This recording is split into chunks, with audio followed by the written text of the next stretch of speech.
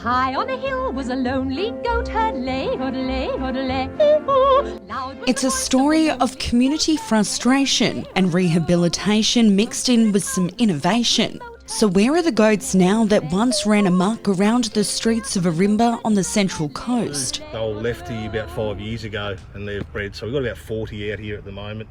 The herd of feral goats once caused locals some major headaches, and some of the goats even tried skipping town at the train station. They've been going through our fences, they've been dancing on the cars as well. However, with the help of local land services and Ourimbah locals, the goats avoided being made into goat curry. It's a first for me. I can't say I get too many calls about goats crossing over a train line and things like that, so it sort of made it an emphasis for us to do something pretty quickly. However, rallying up the wild herd to go to their new home was no easy feat, but the troublesome group soon adjusted to life in a paddock with owner Denny Woods. Coming to join my menagerie paddock, they can join in with my herd of goats. I'll leave them locked up for about a fortnight in the high security stockyard I've got built, just to quiet them down, get them a bit more domesticated, and I'll be able to hire them out on clearing jobs. That they did. 2 years later, and they're successfully rehabilitated and reducing fire risks one backyard at a time. Yeah, so they're very good at clearing gardens, weeds particular, like privet, lantana. You can see everything below 6 foot they've managed to smash down. We'll cut those trees down next and they can eat it. Denny's crew take the term backyard blitz to a whole new level with no sweat off your own back. The small business initiative launched locally on the Central Coast off the back of the Black Summer bushfires in Victoria. Well, I saw that and I thought, I could benefit from this. I had some pet goats, so I figured, we could make some money out of them. They might have, like they're eating my weeds, they could eat other people's ones.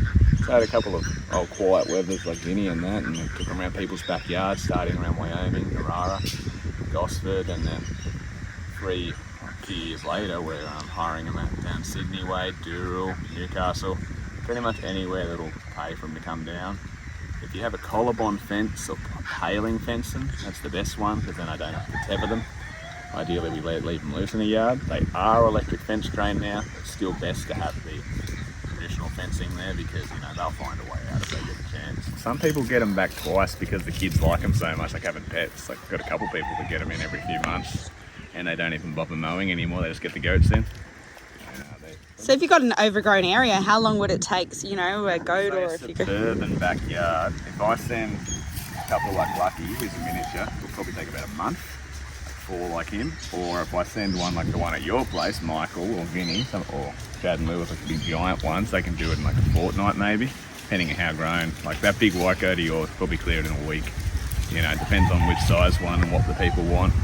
And so what are some of the jobs that they've done around the coast? Has been the response? People have, found out or even tried out the service? The response has done very well. I've never really had a complaint. Like they haven't sent them back. Like this one was just out on the job out Empire Bay last week. He cleared a quarter of an acre with her mate.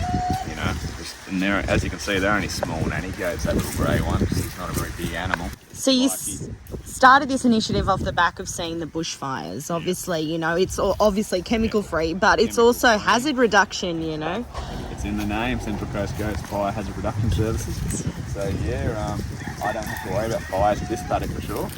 The other neighbours might, with all their stuff around and don't want the goats in. The neighbour over there won't have to worry because he lets the goats come in.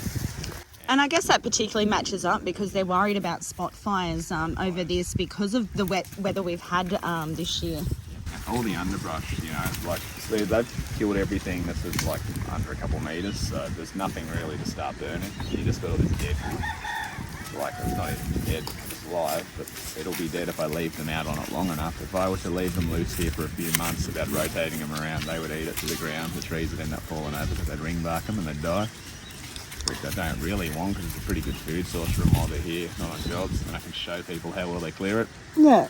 Yeah. And so obviously, and some people weren't aware, but you were the one that took on some of the feral goats at Ourimbah. I guess how have they settled in? Well, here's some of the descendants here. Like some of them went to a property down Galston. A lady hired about 20 of them off me.